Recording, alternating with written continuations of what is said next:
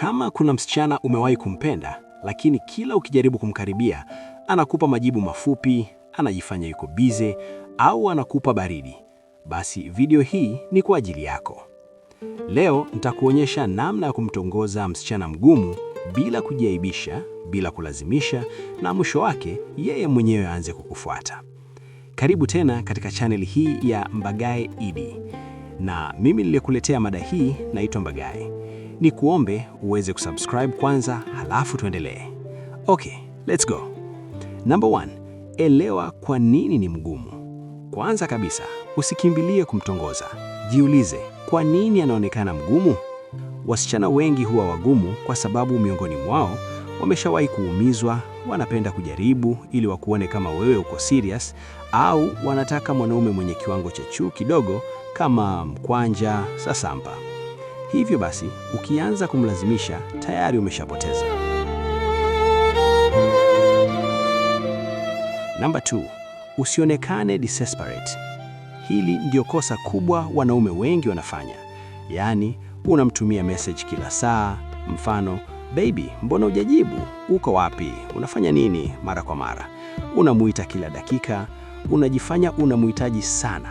Hapo tayari unajishusha thamani, au vijana wa mjini wanasema unajishusha brand. Badala yake, usimfuatilie sana kila dakika. Usimtumie message nyingi bila sababu. Yaani, unatuma message moja, kama hajajibu, unaendelea na maisha yako. Usionyeshe kama hauwezi kuishi bila yeye. Kuwa na maisha yako. Biwe busy. Usimfanye yeye ndio center ya dunia yako. Msichana mgumu anavutiwa na mwanaume ambaye anaonekana hana haraka. Hii inaonyesha wewe ni mwanaume wenye thamani, mwenye shughuli zake, sio mtu wa kumnang'ania. Number 3, jenga interest polepole. Usikimbilie mapenzi, anza kumvutia hatua kwa hatua, hadi yeye mwenyewe aanze kukufeel. Usianze na kupenda au nataka uwe wangu, anza kawaida. Mzaha au utani kidogo, story nyepesi nyepesi, utani wa heshima. Mfano, unajua una vibe fulani hivi, si rahisi kuelezea. Halafu unaendelea kumzoea polepole. Hii inamfanya jisikie comfortable plus curious, na hapo ndipo attraction inaanza kujengwa. Hii inamfanya aanze kukuthink tofauti. Number 4, mpe space.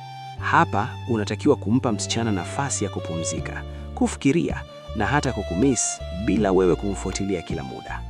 Kwenye utongozaji au mahusiano, watu wengi hufanya kosa moja kubwa. Yaani, wanakuwa karibu sana muda wote hadi wanapoteza mvuto.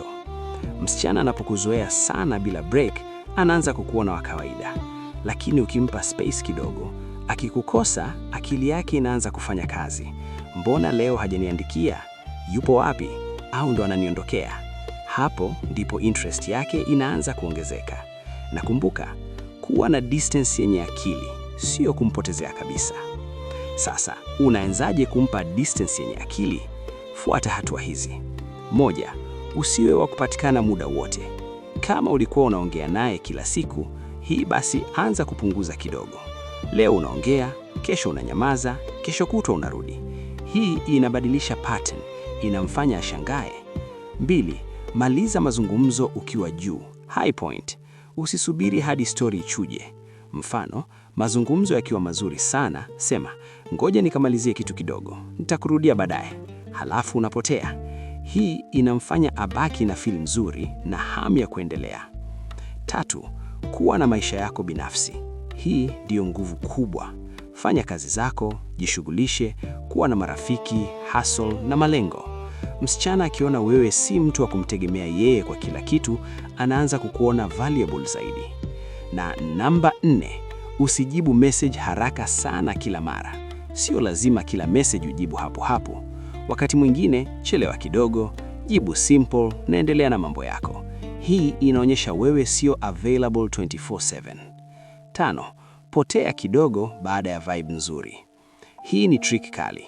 Baada ya kucheka sana, kuflat au kumcheza mzuri, mazungumzo au conversation kali, unapotea kidogo. Hapo anakukumbuka, ana miss energy yako na anaanza kukuvalue zaidi. Saikolojia ya binadamu ana tabia ya kuthamini kitu anachokikosa. Hivyo, ukikaa karibu sana, anakuzoea. Ukipotea kidogo, anakuthamini. Hii ndio inaitwa scarcity effect. Kitu kinapokuwa nadra, kinakuwa na thamani zaidi. Mfano halisi, simple scenario. Wewe ukamwambia, leo ulikuwa na vibe nzuri sana. Yeye akakujibu, haha, kweli. Halafu ukamjibu, ya, lakini ngoja nikimbie kidogo, nitakurudia baadaye. Halafu unapotea.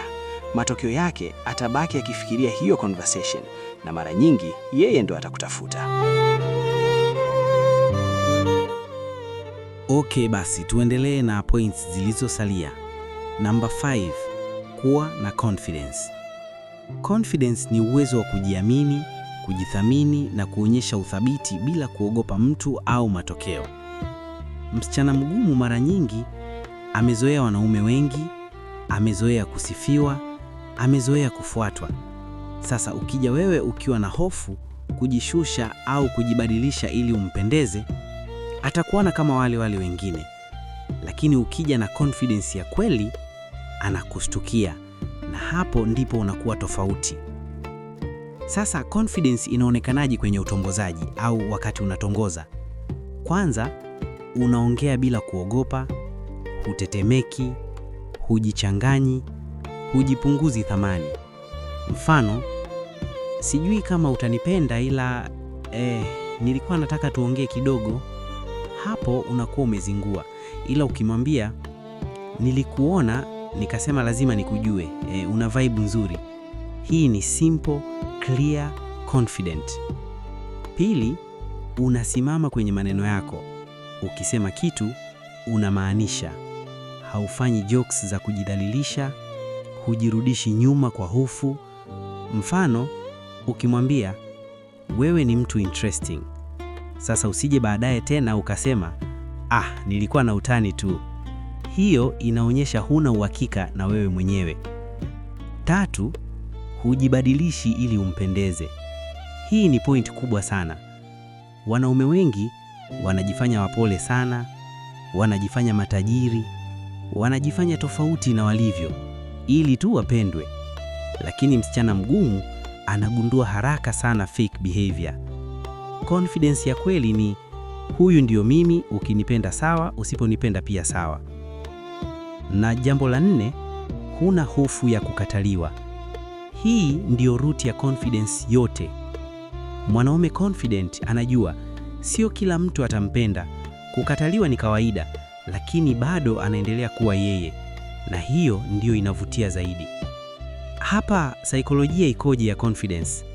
Msichana mgumu anatafuta mwanaume ambaye anaamini value yake, hategemei approval yake, ana control ya emotions na hisia zake. Confidence inaonyesha wewe una control, una direction, una self-worth, na hiyo ndiyo attraction ya kweli. Namba 6, usimfuate sana, mfanye yeye akufuate. Lengo si kumkimbiza. Lengo ni kumfanya yeye aje mwenyewe. Ukiona anakujibu vizuri, ongea. Ukiona anavuta nyuma, na wewe punguza. Hii inatengeneza balance na mvuto. Kama umejifunza kitu kwenye video hii, usisahau kulike, kucomment na kusubscribe. Hapa nirudie tena, naomba uweze kusubscribe, maana mada zinazofuata ni za moto zaidi ya hii. Pia kama una swali, uliza kwenye comment section, utajibiwa haraka sana. Na waweza kutoa maoni yako, ni mada ipi unatamani tuizungumzie. Kama kuna msichana mgumu unampambania sasa hivi, andika nipo kwenye mission kwenye comments. Tutaonana kwenye video inayofuata. Wawaambie watu wasiache kusubscribe katika channel hii. Subscribe katika channel hii ya Mbagaya ED.